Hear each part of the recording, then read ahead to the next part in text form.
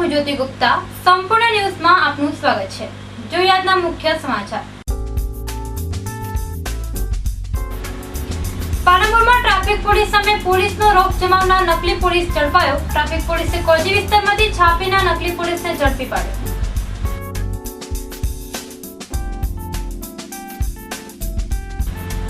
કુંડા ગામના ફોજીનું વતન આવતા થયું આકસ્મિક મોત। મૃતક જવાનને બીએસએફ દ્વારા અપાયો guard of honour.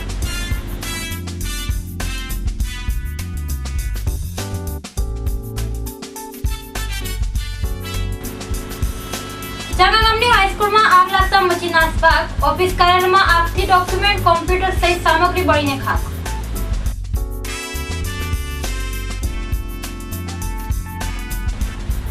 Virampur filling station ઉપર અજાણ્યા તત્વોને કર્મચારી પર હુમલો। મારામારીનો દ્રશ્ય સીસીટીવી ફૂટેજમાં કેદ થતા હાથ ધરાઈ તપાસ।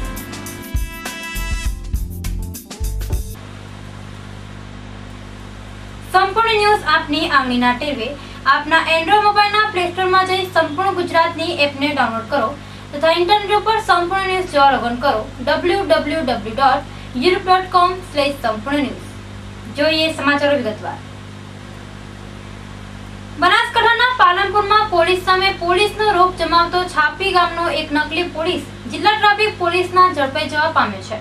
બનાસકાંઠા જિલ્લામાં ધરપકડ, ચોરી, છેતરપિંડી જેવા બનાવો અટકાવવા અને ટ્રાફિક નિયમોનો ભંગ કરતા વાહન ચાલકો સામે કાયદેસરની કાર્યવાહી કરવા માટે જિલ્લા પોલીસ વડાની સૂચના અને માર્ગદર્શન હેઠળ આજે બનાસકાંઠા જિલ્લા traffic PSI MB Barot, ASI Jirajbhai Joshi તથા એસસી રમેશભાઈ અને મુકેશભાઈ પાલનપુરના કોજી વિસ્તારમાં વાહન ચેકિંગ કરી રહ્યા હતા।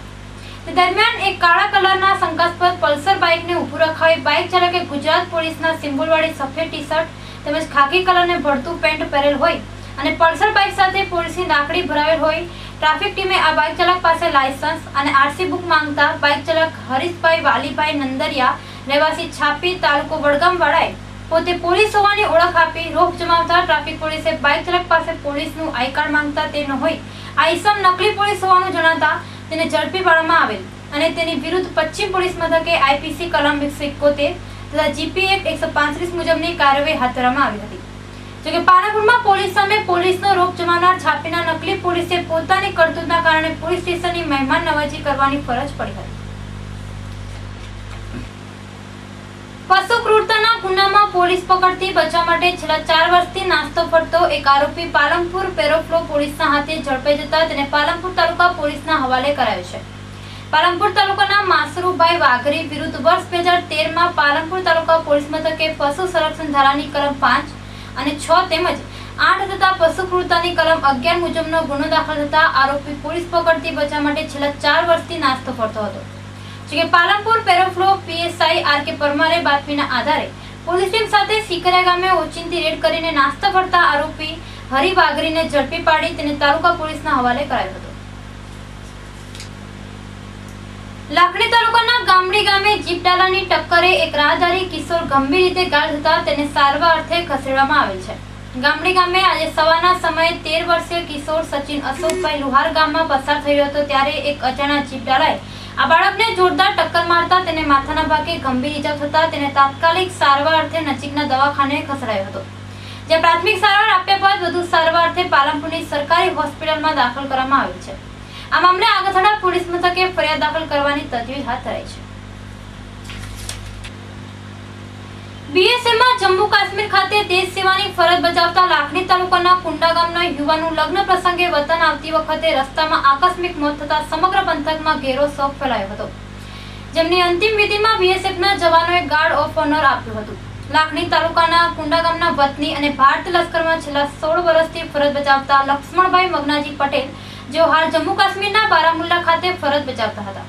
લક્ષ્મણભાઈ વતનમાં લગ્ન પ્રસંગે હોવાથી રજા લઈ ટ્રેનમાં વતન તરફ આવતા હતા ત્યારે અમદાવાદ કાળુપુર રેલવે સ્ટેશન પર ગાડી ઊભી રહી તે દરમિયાન શનિવારના રોજ ગાડીમાંથી રેલવે પોલીસને જવાની લાશ મળી હતી, જેથી તેમની ઓળખ કરી તેમના કુટુંબીજનોનો સંપર્ક કરી અમદાવાદ પીએમ કરાવી લાશ તેમના વારસાઓને સોંપી હતી। આ ઘટનાની સમગ્ર જિલ્લામાં ઘેરો શોક ફેલાવા પામ્યો હતો, જેઓની અંતિમ વિધિમાં રાજકીય અગ્રણીઓ, સંતો તેમજ હજારોની સંખ્યામાં લોકો જોડાયા હતા। રવિવારે સાંજે કુંડા ગામમાં બીએસએફ જવાનો દ્વારા ગાર્ડ ઓફ ઓનર આપવામાં આવ્યું હતું। કાંકરેજ તાલુકાના ચાંગા ગામે આવેલ ઉચ્ચ સ્તર અને માધ્યમિક સ્કૂલના ઓફિસ રૂમમાં આજે અચાનક આગ લાગતા ઓફિસમાં રહેલ ડોક્યુમેન્ટ, કોમ્પ્યુટર, વૈજ્ઞાનિક સાધનો સહિતનો માલ સામાન બળીને ખાખ થઈ જવા પામ્યો છે. થરા ભાબર હાઈવે પર આવેલ ચાંગા ઉચ્ચ સ્તર અને માધ્યમિક હાઈસ્કૂલમાં આજે સવારના 10 વાગ્યાના સમયે ઓફિસ કાર્યાલયમાં આગ ભભૂકી ઉઠી હતી. બનાવના પગલે લોકો દોડી આવ્યા હતા અને થરા પોલીસ તેમજ ફાયર બ્રિગેડને જાણ કરતા ફાયર ટીમ તાબડતોબ ઘટના સ્થળે દોડી આવી હતી અને આગ ઉપર પાણીનો મારો ચલાવીને આગ ઉપર કાબુ મેળવ્યો હતો. આગના આ બનાવમાં ઓફિસમાં રહેલ ડોક્યુમેન્ટ, કોમ્પ્યુટર, વૈજ્ઞાનિક સાધનો સહિતની સમગ્ર બળીને રાખ થઈ ગઈ હતી. જો કે આગ લગાડવામાં આવી છે કે અચાનક લાગી છે તે જાણી શકાયું નથી, પરંતુ પોલીસ દ્વારા સ્કૂલ સામે આવેલા પેટ્રોલ પંપ ઉપરના સીસી ફૂટેજ તપાસવામાં આવે તો આગ લગાવવાનું સાચું કારણ જાણી શકાય તેમ છે.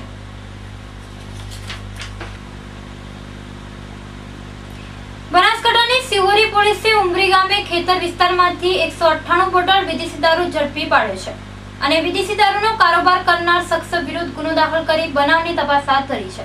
કાંકરેજ તાલુકાના ઉમરી ગામે મનુભા અગરસિંહ વાઘેલા નામનો શખ્સ પોતાના ખેતરમાં દેશી દારૂ રાખીને તેનું વેચાણ કરતો હોવાની બાતમીના આધારે સિહોરી પીએસઆઈ એચ.કે. મકવાણાએ પોલીસ ટીમ સાથે દરોડા પાડતા ઉમરી ગામે મનુભા વાઘેલાના ખેતરમાંથી ₹29,400 ની કિંમતનો 198 બોટલ વિદેશી દારૂ અને બિયરનો જથ્થો મળી આવતા આ મામલે કાયદેસરની કાર્યવાહી હાથ ધરવામાં આવી છે. શ્રી 22 ગામ તપોધન બ્રાહ્મણ સમાજ સંચાલિત શ્રી શિવશક્તિ સેવા મંડળ ટ્રસ્ટ દ્વારા સમાજ સંકુલ ખાતે આરપીએલ ક્રિકેટ ટુર્નામેન્ટનું આયોજન કરવામાં આવ્યું છે, જેમાં શ્રી 22 ગામ તપોધન બ્રાહ્મણ સમાજના 22 ગામોમાંથી 24 ટીમોએ આરપીએલ ટુર્નામેન્ટમાં ભાગ લીધો છે અને પ્રથમ દિવસે સમાજ સંકુલ ખાતે 10 ટીમોની ક્રિકેટ ટુર્નામેન્ટ યોજાઈ હતી, જેમાં રણાસણ, શાહપુર, પ્રાંતિજ, અમદાવાદ, હિંમતનગરનો વિજય થયો હતો. જ્યારે બીજી મેચ તારીખ 13, 14 શનિવાર, રવિવારના રોજ યોજાશે અને ફાઇનલ મેચ 21/5/2017 રોજ યોજાશે.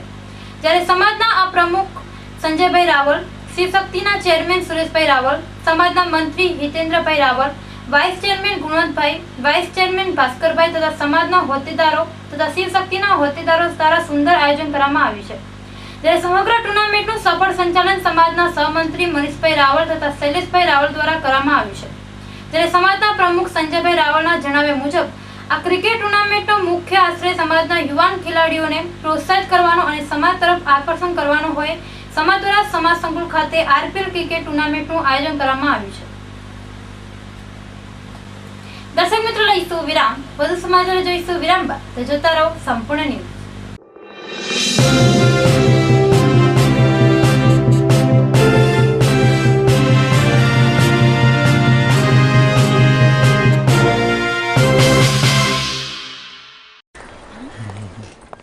Good morning sir.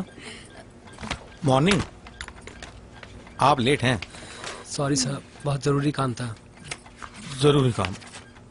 इससे भी जरूरी.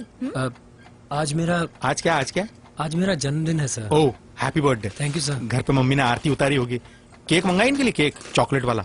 सर, हर साल मैं अपने जन्मदिन पर क्या लेट आते हैं? नहीं सर, हर साल मैं अपने जन्मदिन पर ब्लड डोनेट करता हूँ. आप बैठिए ना प्लीज.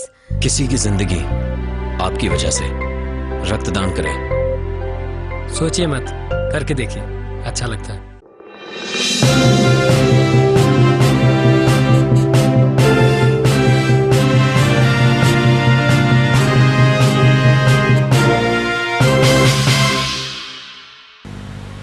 વિરામ બાદ પુનઃ આપનું સ્વાગત છે.